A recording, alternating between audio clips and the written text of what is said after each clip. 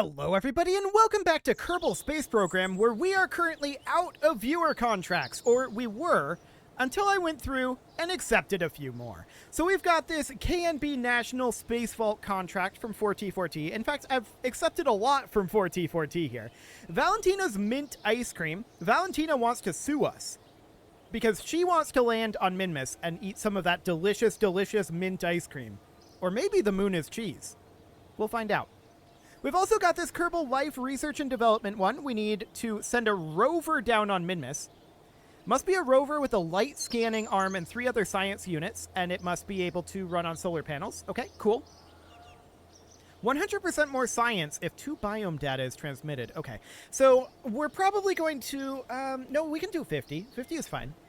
That'll be fine. So we've also got this outpost from Snigby Life for the Duna outpost, and that's going to be a little bit more of a long-term thing, right? But we've got a couple of Minmus-focused ones here, and then we've got this that we could attach onto our existing space station, which is what the contract wants us to do. So we could build a national space vault, and that should be, I mean, this is pretty decent pay, 123k and 30 rep, with 60k advance payment. Okay. We should also go through and get these advance payments done. So that's 75k, 125k in total. Yes, 125k. So let's get the advance payments done here. We'll just add that straight on in. So let's see here. Cheats. And then funding. So we can't do 100. No, we can do 125. So we had 100k here. And then 25 would be 88. Okay. So we take this up to 88 here. Nope, that was one too many. Okay, there we go. So that is our advance payments done. Now we have a current exploration contract, the only type of in-game contract we're allowed to take here, to land on Minmus. We have, interestingly, 2 separate viewer contracts to land on Minmus as well at this moment. Now, we're not full up on contracts, and I'll check again after this video goes live, so feel free to continue to leave those in the comments, and we'll grab more of them soon enough. But for now, we need to have specifically a rover with the light scanning arm. Do we have access to that right now? Or is that a tech that we need to get later? I'm wondering if we can combine these together in some awkward way. Potentially. So let's see here. That would be under science, I believe. We do have the light scanning arm. Okay, so we can probably combine these together. For the moment, let's open up our moon lander.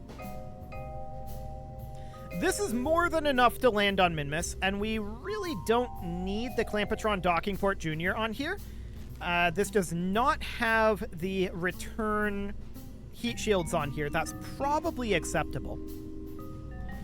We'd need to build a bit of a rover on this somewhere. And how would we go about doing that? We would do this all in one flight, in theory, would be the way that this would go. I want to put on a Mark 16 parachute. And we're going to save this as the combined Minmus lander. Of course, Valentina has to be in this. But I want to check to see here, so it must be a rover with a light scanning arm and 3 other science units, solar powered. And we have to land on Minmus Flats. The other one doesn't state where we need to land, just on Minmus, have an antenna, and get at least over 100 science, and you must plant a flag. Okay. So we need a small rover in here somewhere. In this section. How are we going to do that? Well, we can have something weird in here that is like robotic. So what I would do here, I think, we'd want it to pack up. So we would need something like an alligator hinge that comes out here. And we may detach this on Minmus. Potentially. So it would be, it would sit like this for right now, and we'd lift it like this. Slightly awkward, but I'm sure it's fine. We would probably want to have it be located a bit more up here. We would have a hydraulic cylinder that would be attached kind of like this, although that rotation is awkward. Okay, something about like that. So when we're deploying it, it would be out here, like this. But it can pack up and be folded up to fit right here. There's going to be a little bit of mass to it, for sure. And I think we'll put in like a cubic octagonal strut here. The idea behind the cubic octagonal strut is we're then going to connect in another arm. And that arm, we might need to do a hinge here, actually. So if we were to do a hinge here, the hinge would go on something like that. And that would change our direction, right? Then we would put another hydraulic cylinder, although maybe like a 1P4. Like this. I'd have to test to see... Oh, I didn't want to do that. I'd have to test to see how this would fold up. We might have to modify that a little bit. But beyond that, we would then put... Do we have a... Oh, we do have a Probodobodyne rove mate. Beautiful. So we'd put a rove mate down here that would be angled like so. And we can get rid of that. There we go. I would want to have like a decoupler here. Or something like this. That's maybe a little on the big side. I think we're going to go for like a TD06. And we would place that like this. We'd probably want to rotate this thing. But this can then be lowered down in theory to the ground or very, very close to it. Like that. If we really needed to, we could even get a little bit of extra distance by doing something kind of like this. That should definitely make it to the ground, right? But that shouldn't be, strictly speaking, necessary. So this would be the deployment mechanism for this. Now, I would want to rotate the rove mate a bit and have it be rotated about like that, perhaps. We'll see how we actually want that to be rotated. Does the rove mate need to have an antenna? No, but it really probably should. Also, our lander needs to have an antenna according to the contract. So we should put on an antenna here. I'll put it over on this side to try to counterbalance. So we're going to put on like an HG20 to try to counterbalance the weight of this thing a little bit. It's not going to do the trick, but it would counterbalance it slightly. Now, we're going to need wheels on this thing. And we're going to need solar panels on it. We're going to need a fair number of science equipment pieces. So a light scanning arm can go right here. And that, of course, would do something like this. Beautiful. So that's fine. I want to put on solar panels. I'm going to go for 3x2s. And they don't need to be retractable. We could just do a flat solar panel back here, in theory. I'm going to do one there, I think. Or maybe we should do mirror symmetry. Ooh, I don't like the way that mirrors. Okay. So we can put one of these here, and then we can have some backup solar panels. Or rather, these would be like the primary panels, right? They would go here, and where did the other one go? I have no idea. Let's take it out of mirror mode. Yeah, that's about right. So we would extend those guys. They'd be like that. That's fine. They'll be flat, most likely. And then we'd need to attach on our wheels. So rover wheels, these are going to be way too big. We'd probably go with like Rovemax model S2s.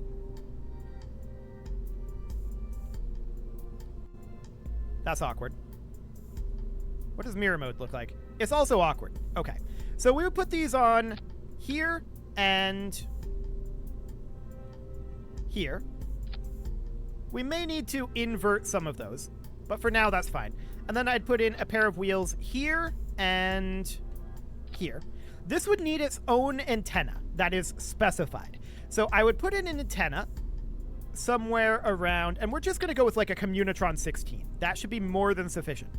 I want that antenna to go back here, but I want it to be kind of slanted about like that. But I don't really want it clipping into this solar panel, so let's move the solar panel slightly. I don't like the way that that wants to move. I guess we'll just use the place tool. Maybe we should just have the solar panel go here and duplicate it over here. It does clip through with that. Maybe we ditch these solar panels and just operate it off of this. Now, how much battery power does this have? 120? That's decent. What else do we need for this thing? 3 other science units. Okay, so we need to have something along the lines of a barometer. Easy enough. A thermometer. Easy enough. And then we need to have 1 more science unit. We can maybe put that here. What would we want? There's no other reusables, I don't think. Yeah, not that we have right now, really. So it would really be like a mystery goo unit. Like that. Then I kind of want to put lights on this thing. So like a dome light there and a dome light there. Just in case. Cool. Now, as far as these wheels go, I'm going to snap them into place in case they're not already snapped. That was interesting. I kind of like that lower position. Yes, that seems good. I don't know how we're going to do on the wheel spin directionality. And the next question is, how does this thing do on stowage? Right? So if we save this,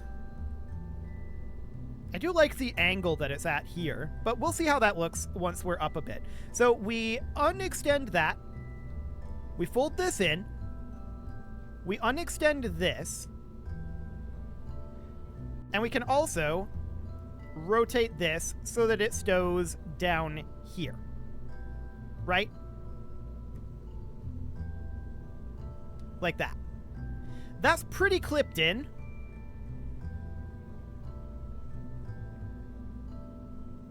That's quite clipped in. I don't know about this stowage system. This might blow itself up by moving around. That said, what if we were to strut this in and then unstrut it once we got there? Would it instantly explode? I don't know. So as a hypothetical, let's put in a strut connector here, connecting from here to here, and then from here to here. I'm expecting there to be some pretty crappy flight characteristics on this thing. I'm also expecting the wheels to break as we attempt to get this thing good to go. Let's put this out on the pad. I want to test how this ends up going. Does it instantly explode? We're probably going to have to think of a different way to stow it.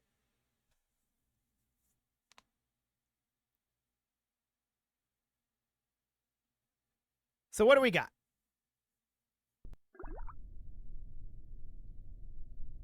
You can do it, KSP. No instant explosions. Okay. I want to check to see if these wheels are broken. They're not. Actually, self-collision doesn't exist in KSP, does it? When they're attached to the same vehicle like this. Okay, let's see what the flight characteristics of this look like. It's probably going to feel really weird to fly. Let's see how this goes. Note that Valentina is not in this. This is not the final launch. I'm merely seeing how we fly through the atmosphere. There's also potentially some offset thrust issues here, but I think gimbaling will probably fix that. That is also something that we can test. So let's just do a quick test flight of this. This will be reverted. This is a simulated flight. So far, the flight characteristics of this feel surprisingly solid.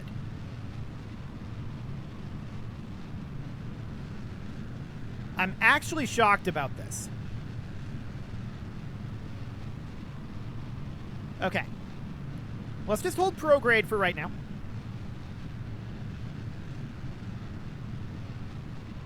What happens? We're definitely pulling up a little bit here. Yeah, that's definitely a thing that's happening. It's manageable, though. And once we get out of atmosphere, I'm not expecting that to be a major issue.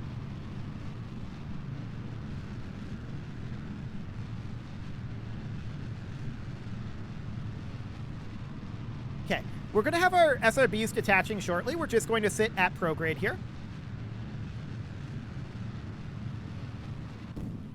Okay, SRBs are gone. Fantastic. Apoapsis height is still a little on the low side here, but we went fairly aggressive with the gravity turn. So this is reasonably fine. We're still punching up through the atmosphere. I'm trying to stress test this situation here, is what we're trying to do here. And it seems to be okay. I'm going into stability assist mode here, and we're heading over to the horizon. It's surprisingly stable, considering how objectively unstable it should be. No doubt about that. It's a little on the heavy side. The real question is, do these wheels end up surviving? Do we have any repair kits? We can definitely bring some repair kits just in case.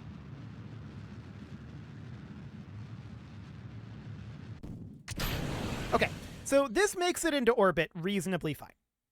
I think that's very clear. The next question is, do we have major offset thrust issues? Let's check here. No. With this engine, our gimbaling is definitely handling the mass imbalance. Okay. Let's ditch this. Again, this is a simulation. And let's check this. Is our gimbaling handling it? The answer is yes.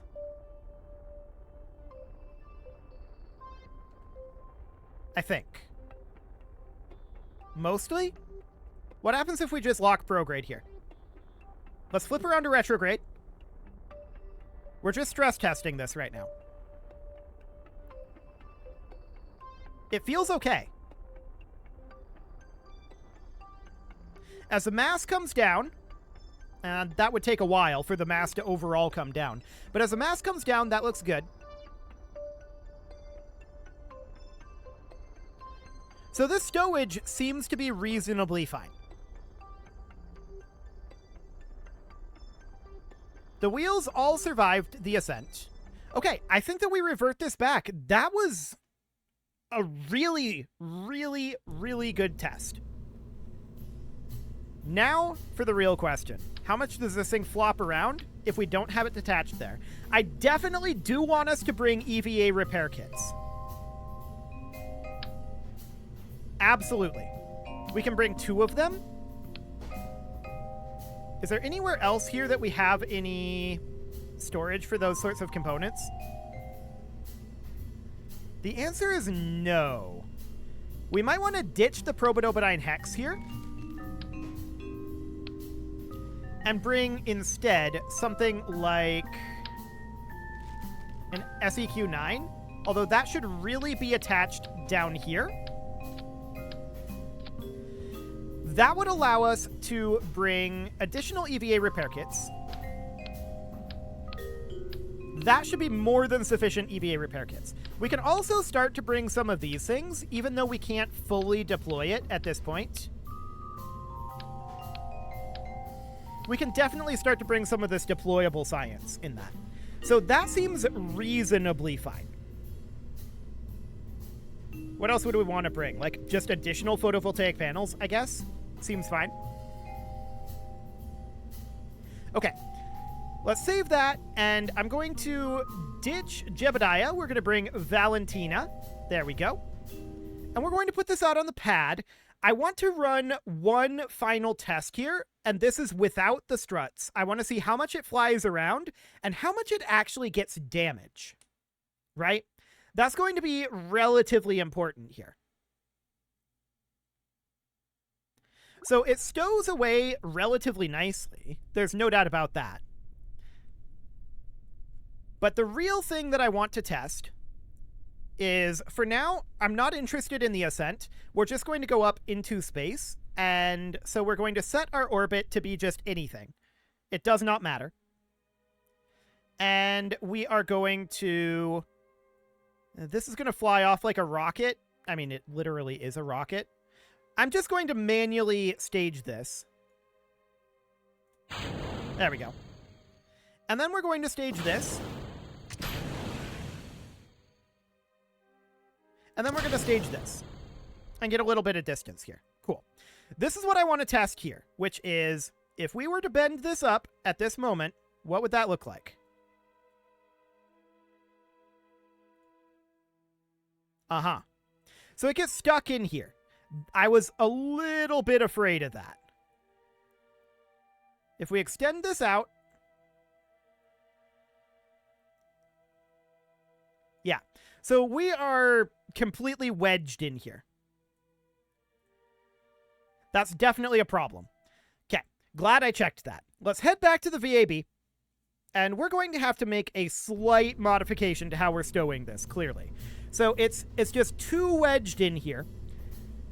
We could go down to 3 external fuel tanks. That's an option, and it should be okay, I think. Right? It should be fine. So if we were to do that,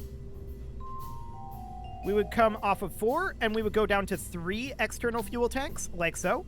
These are, of course, intended to be connected to each other, like so. And then this guy, we would rotate. We would not have 3 of them. We would rotate that to be more like here. And hopefully that would be a little bit more movable, right? We'd rotate that like so. In theory, we should have more than enough fuel. Minmus is easier to land on than Moon, so this should be fine. Let's save that, put it out on the pad, and let's just see how the deployment of this might end up going. So, we're going to put ourselves out into space again. And the real question here is, if we were coming in for a landing over Minmus, right? And we're going to run a quick simulation of that. So we're going to put ourselves into orbit over Minmus here with a semi-major axis of, I don't know, like 100,000 or 10,000? What would that actually be? Okay, minimum safe value. Sure, that's fine. 67,650. That'll do. So we go to our minimum safe value here. We ditch these radial decouplers. Beautiful. We ditch all of this. And we come straight here, right? Now we're going to extend this. We're going to head over to retrograde. We're keeping an eye on how much wiggling this does, which so far it's basically none. It seems to be stowed relatively securely. As a next question, what happens if we move this out? Seems decent, actually. Oh, this fuel tank is hooked up incorrectly. That's interesting. We'll have to fix that, I'm sure. No, I'm sure about it. We'll definitely have to fix that. A little bit of offset thrust here, but this fuel is not being pulled from. So that is definitely an issue. We're pulling exclusively from these 2 tanks right now, so offset thrust will continue to be an issue. Of course, we can bring this back over to 90 degrees here and have this be a little bit less offset. Right? So something kind of like this.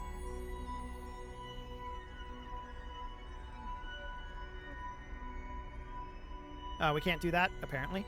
Sure, that's fine. So we're in surface mode here, and we're just going to warp our way down. It doesn't really matter how this goes. This is all simulated, right? So for now, this is fine. We're not having a huge amount of wiggle going on here. So that's good. And we're just going to do a real quick simulated landing here and see how this deployment might go.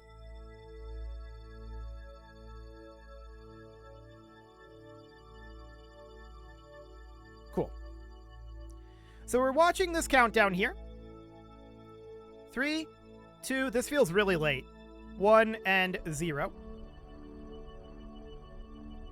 Definitely some offset thrust here. No doubt about that. We're landing in a slightly awkward spot, too. In reality, we're going to be landing over the flats. It actually seems to be quite okay as far as the timing goes there. Cool. So just a very gentle burn like this, and we've definitely got a little bit of thrust offset. A big part of that is our situation with our fuel tank, right? That's a big, big part of that. Okay, so we're landed here. This is all simulated here. So now what we do is I want to turn this traverse rate down to like 10 degrees per second. It's seeming a little bit snappy right now. And then we would raise this up as the first test here, or rather the first segment of this. This fuel line is awful. That will need to be adjusted. And then this goes to not necessarily 90 degrees. It kind of depends on what we're on. But if we're on the flats, it'll probably be 90 degrees. So in this case, it would need to be something more along the lines, well, 90 degrees is probably fine. Yeah, that should counteract this, so that's okay. Then we extend this guy straight on down. And again, I'm going to set this traverse rate to be around 0.1.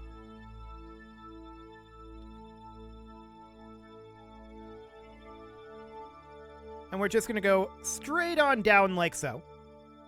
Lowering it right on down. And I want to see what this maximum extension is like. Is this strong enough to push us off of Minmus? Oh, okay. This is maximum extension right here. Okay, so we can lower it further if we need to. I feel like we probably don't. It'll probably survive that. So at this point, what we would end up doing is we would decouple this guy.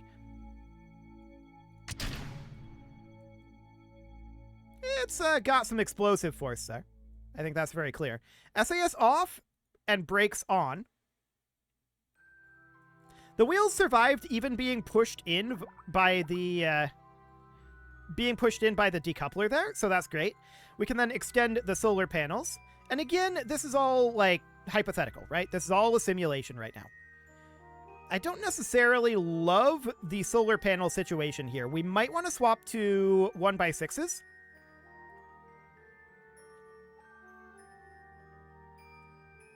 And we'll need to extend our antenna. We don't have a connection. Are we out of LOS? Oh, we're out of LOS of Kerbin. That's why we don't have a connection right now. That's fine. Okay, cool. So this is looking reasonably fine. Our deployment system worked just fine. We have a couple of issues that we need to iron out, and mostly it's related to fuel flow. Cool. So we need to rerun these fuel lines, right? That is the biggest thing that we need. I'm going to rerun them up here so that that does not interfere with our rove mate. This strut system is going to be redone. We're going to have these be triple, and they're going to go... It didn't like that. They're going to go about like that. Cool. So that should be fine. Overall, I think this will do the trick. I do want to swap out these 3x2s for probably being something more along the lines of 1x6s. I feel like they're overkill, to be honest. But it'll look a little bit better.